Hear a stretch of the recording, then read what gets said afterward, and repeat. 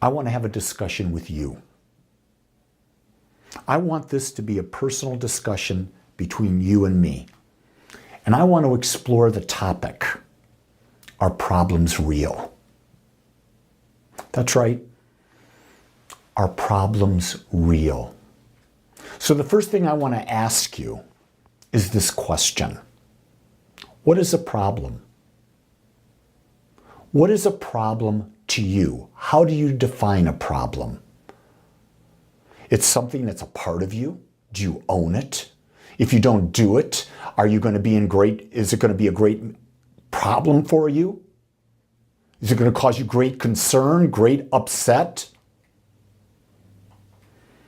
Here's what a problem is. A problem is simply a thought. That's right, it's just a thought. If you really think about it, you're looking at something, you have a thought, and there's a meaning that you've attached to the thought. And because you've had the thought, you've had the meaning, that causes an emotional response. And anything that's not harmonious, that's not a blissful thing, we label it as a problem. So then we go to the question and we ask ourselves, what is a thought? Very simply, a thought is simply a movement of energy. So if it's a movement of energy, then we understand that everything is energy, so thought is energy. If it's a movement of energy, then in order to move, it has a frequency. So the frequency of the thought, which will be based on the emotions that you attach to the thought. Because if a thought goes past your mind and you don't see a positive or negative, it's going to have a certain frequency. But if a thought goes through your mind, it's a movement of energy, and you've attached something to it that's good, it's going to have a frequency. If you think something that's bad, when you have that movement of energy, that thought, it's going to have a different energy, right? So a thought is a movement of energy through the mind in which the mind goes. So let's take that a step further. What's a belief? A belief is something you've thought over and over and over and over again. And think about this. What do beliefs do? They create our life experience. One of the predominant tenets we teach in religious science was the basis of what Jesus taught as well, was it is done unto you as you believe. The master teacher gave us a key thing about experiencing life. He told us it will happen to us as we believe. This universal law that's everywhere present that we talk about in Science of Mind, this power that is everywhere all the time responding to us, it's responding to what we believe. So what we believe about something tells us whether we have a problem or not. So, and a belief is what? Based on the power that it is done unto you as you believe, a belief is an outpicturing in consciousness. In other words, that belief and the energy of that belief outpictures in consciousness. So if you have a thought that you consider it to be a problem, so it's a movement of energy, it's a problem movement of energy, and you keep attaching other things to it. Well, what if this, if this, if this, if this, if this, and you keep attaching to it, that belief becomes deeper and deeper and deeper, and what happens? It outpictures in consciousness. What is consciousness? It's your life. So how do we get at the root of this? So let me ask you this question. Who is observing this outcome? Remember, we just said, a belief is an outpicturing in consciousness. So who's observing this outpicturing? And you say, well, of course I am. I'm observing this outpicturing of consciousness. then I ask the question, then who are you? Are you the body? Are you the ego? Are you the thought? Are you the feeling? Who are you? Let me give you something to consider. Who you are, to the best that I'm able to come up with, is the awareness which has a body and has a mind. That's right. Your name, my name, and everyone's name is awareness. The key is, are you aware? Are you aware that you have a body, but you're not your body? Are you aware that you have a mind, but you're not your mind? Are you aware that you have thoughts and you're not your thoughts? Are you aware that you have feelings, but you're not your feelings? Are you aware that you have a past, but you're not your past? That's the deepest level of awareness, because we live most of our life, most of our day is unconscious. And so when you understand that, oh my God, that's huge. So as we deal with this, as we're dealing with these things, these thoughts that we've labeled as problems, how can we minimize their impact on us? How can we stop them from becoming controlling of our emotions, taking us into the bowels of depression, anxiety, fear? I think the key thing here might be to ask an empowering question. And here are the questions I want to ask. When you're having that experience of depression, ask this question: am I that? Am I that depression? Am I that anxiety? Am I that fear? Or am I anger? Or follow that with the question, or is it that which I am aware of? Is that depression in Lee Wallach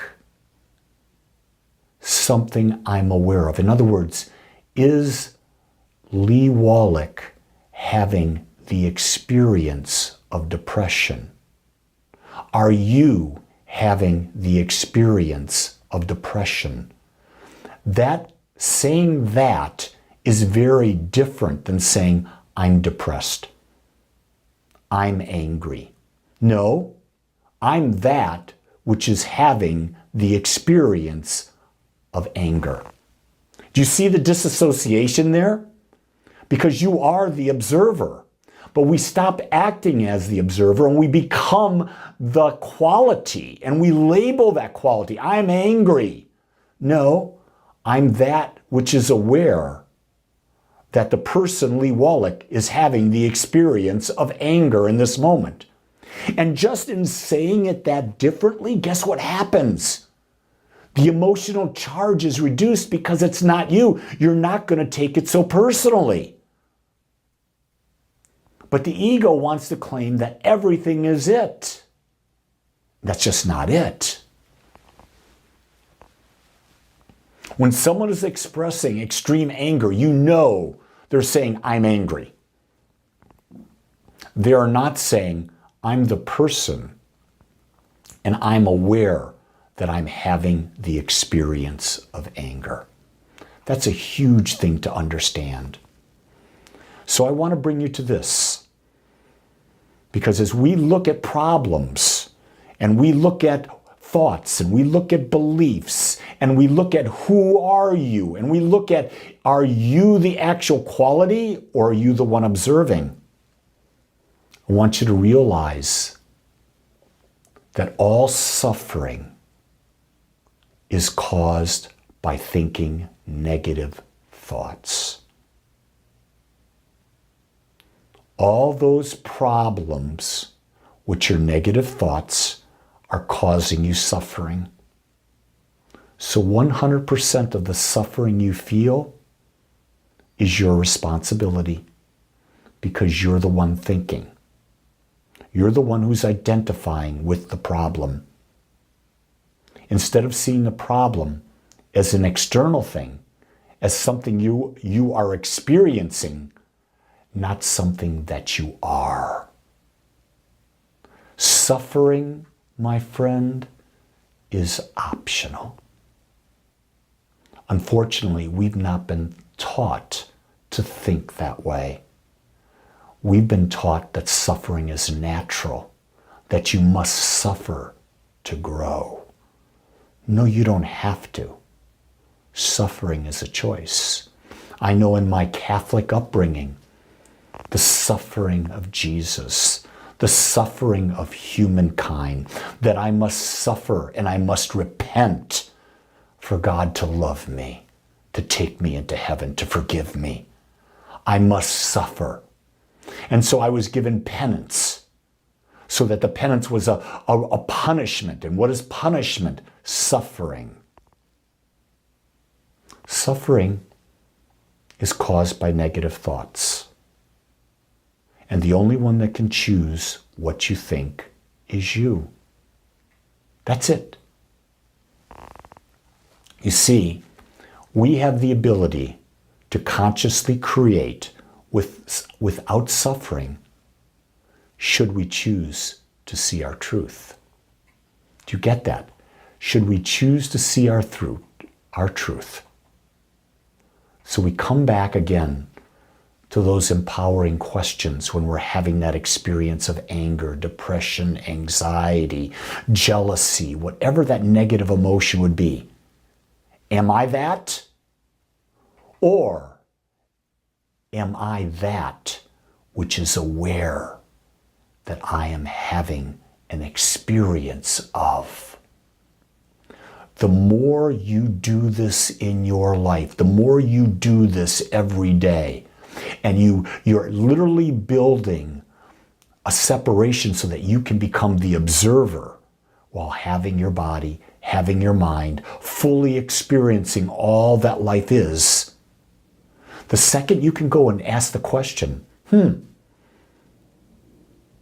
I aware that I'm having the experience of anger?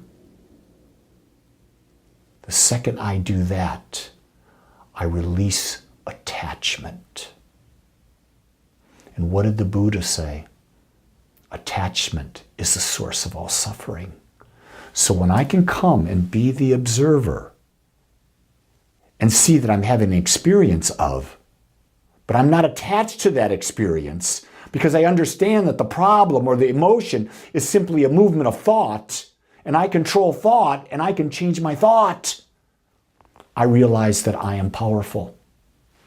I realize in that moment that I am, and I have the ability to consciously create without suffering because I see my truth. That's power, my friends. What I want to invite you to do is start right now, wherever you are and what you're feeling in this moment. Take that negative feeling, whatever it is, whatever problem it is, and go, am I that problem? Or am I the one observing me, having the experience of whatever it is? And see how that feels. And then keep doing that all day today. And keep doing it tomorrow and the next day and the next day. And then in 1 week, consciously observe what happened to your week. I guarantee you, if you have problems, they'll disappear real fast. Because most of the problems are just made up nonsense. They're thoughts. And when we can let go of our attachment to the thoughts, we set ourselves free. And when we're free, we can love. Love does not know problems. Love accepts life as it is. It accepts us as we are right now. And if you can accept life as it is, and you can accept yourself as you are right now, my friend, you are living as love. I know you can do it because I see your truth. And I smile because it is astonishingly beautiful. You are an individualized, unique experience of love.